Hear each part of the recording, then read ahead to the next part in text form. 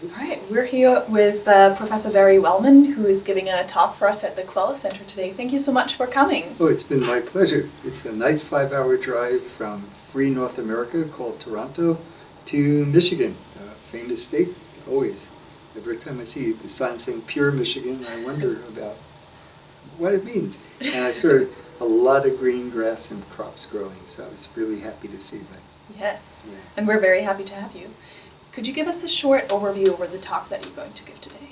Short overview? Sure, in about an hour. Okay.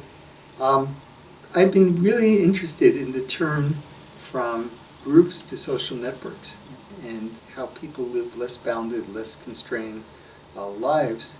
And first I'm going to link it to some of the changes in how people work, the fact that women as well as men are now going to work, and therefore the old family boundaries are kind of loosening up. Secondly, how almost every non-poverty-stricken adult in North America has a car, and that means once again that each member of the household could be mobile in where they go to work and where they go to see their friends, and also that airline tickets have gotten much cheaper despite the best efforts of some evil airlines to drag people off. But people still want low cost. They'd rather have low cost than high quality. And also the turn from making things, which has certainly hit Michigan hard, to manipulating bits, from atom workers to bit workers, has been very profound. That means people can work a lot more places. My wife and I were both working in our hotel room here in East Lansing, almost as easily as we could work at the house.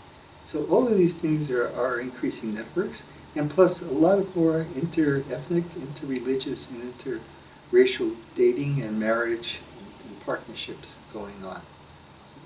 Okay. Mm-hmm. And I saw in your abstract that you were going to talk about senior citizens in particular as well. So what is special about that group and their networks? Well, senior citizens, now called older adults, I'm told, have been the slowest of all age groups to get on the internet. Some people, like Professor Bill Dutton and myself, started off when we were much younger, so now that we've seniored up, we just keep doing what we're doing and maybe expanding it a little bit. But I live in a building that's filled with older adults, and about half of them are not on the internet. And we did a study in an area of Toronto called East York, in which about slightly less than half are on the internet. And that fits American data, which now shows that 65% of American older adults, those aged 65 or more, are on the internet. And they've been the slowest group because almost all other adults are on the internet.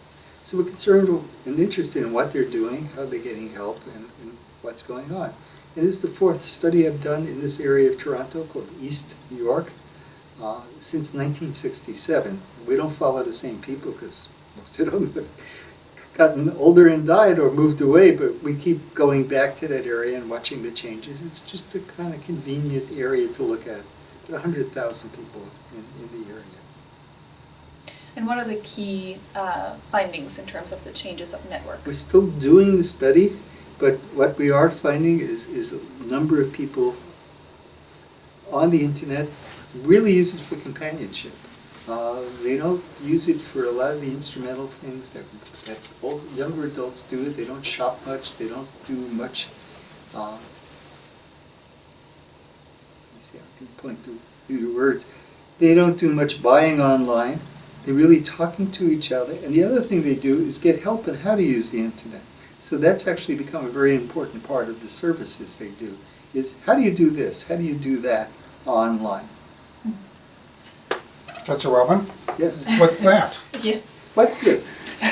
This is the Flog the Book Time, just as if I'm on Stephen Colbert. And this is a book called Network, which I did with Lee Rainey. Lee Rainey is the very brilliant and wonderful director of the Pew Internet, American Life Project, since 2000.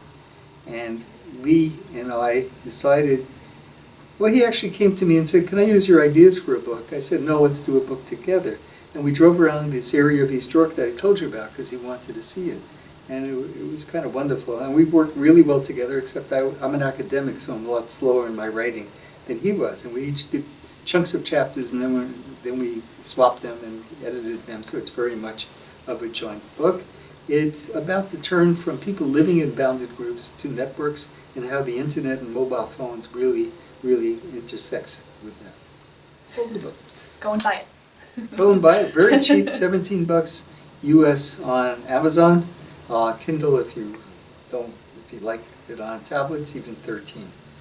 It's great. Wonderful. Thank you. Thank you.